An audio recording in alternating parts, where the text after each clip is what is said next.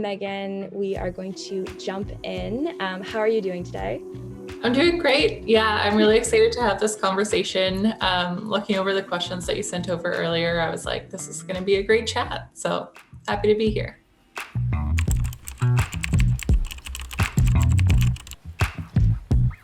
You know, there's so many benefits for an individual, but also society at large for incorporating more cycling into your life. So just personally, like some of the things that I've experienced have been physical and mental health. When I'm riding my bike more, I feel a lot better.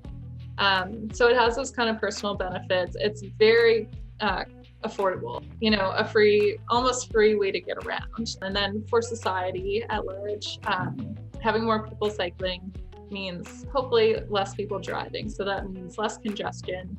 The people that do need to drive are able to get around more efficiently and faster.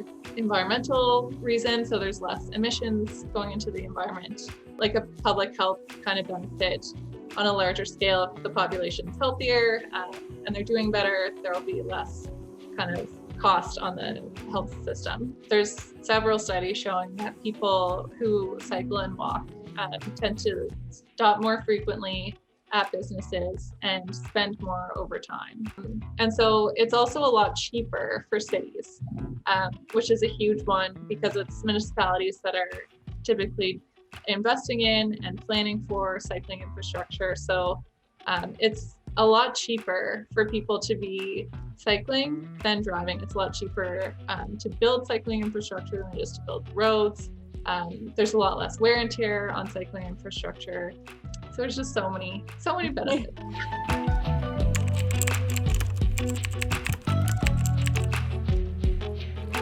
One of the cool things that I've been working on over the last year or so is the Halifax Cycling Handbook. And it's meant to be a kind of pocket-sized little package of information for all the kind of frequently asked questions that you might have about cycling in Halifax. And just, tips and things that are good to know. We also have an urban cycling course, which is much more comprehensive, but not everyone necessarily has the time to give to that type of educational opportunity. So we wanted to have something that was really easy for people. And you know, you can read it and then pass it on to a friend and that kind of thing. So we've been giving them out through bike shops and the Halifax Central Library branches, and they're also available, or the English version so far is available in PDF format on our website, so people can get it online. It's also part of the library's official collections. So they have each library will always have a copy there, and they also have it through their online collections as well.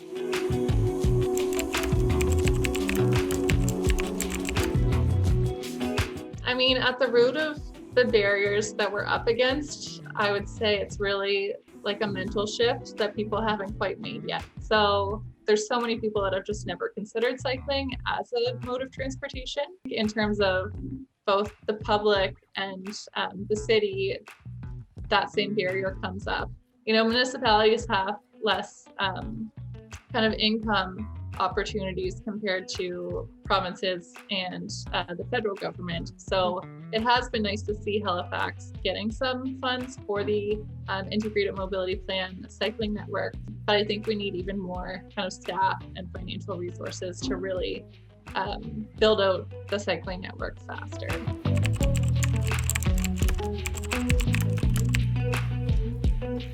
So there's a lot of amazing services and nonprofits working to make cycling more affordable in Halifax. So one great example is Bike Again. People can donate bikes and they'll fix them up and sell them for very affordable rates.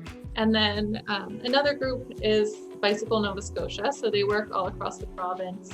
And one of the cool things that they offer with their memberships is insurance. And some of the bike shops do kind of group rides and things like that. So yeah, there's lots of opportunities to get out and bike and access some of those services.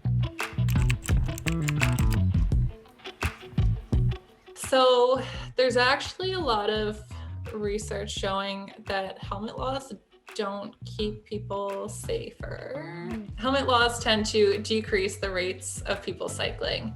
But actually what keeps people safe is when there are a high volume of people cycling and it's more integrated into the culture, and people driving are used to seeing people cycling and kind of know how to interact. So we know that certain groups of people are targeted at higher rates by enforcement. Black people, for example, are probably going to be more likely to be targeted by the helmet law than myself. There was a study in Seattle that showed that I think it was around 50%, between 40 and 50% of helmet law infractions were going to people who are experiencing homelessness. Wow. So, you know, if this is not really helping anyone and it's actually hurting certain groups of people, then let's get this law off the books. People can still wear their helmets. That's not what we're not advocating that people wouldn't wear them. It's just, we don't think that the law is the right way to encourage that necessarily.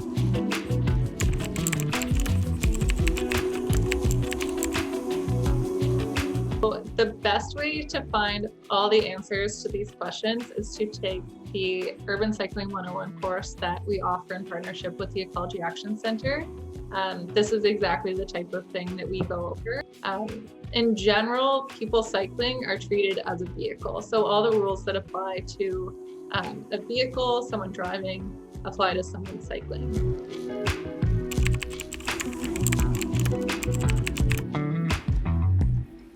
I think one of the things to address, like supporting people at different income levels, is making sure that cycling infrastructure that is safe and protected is in a wide variety of neighborhoods. So another thing that we've been working on is we've been working with the Halifax bike mayor, who is fantastic. Her name's Jillian. One of the things that she is really trying to shed a light on is that you might not necessarily know that someone has a disability by just looking at them or looking at their bike. So there's a lot of kind of ways that the city needs to do infrastructure better and differently to accommodate for that. We hear this term, all ages and abilities, cycling infrastructure a lot in the cycling world. But it's the abilities part of that isn't always like well defined. Thank you so much, Meghan, for speaking to me today. It's been a pleasure. And if you are interested in getting involved with the Halifax Cycling Coalition, you can go to their Facebook page and check out the events that they have, the resources. And thanks so much, everybody, for joining. Bye, Meghan. Bye.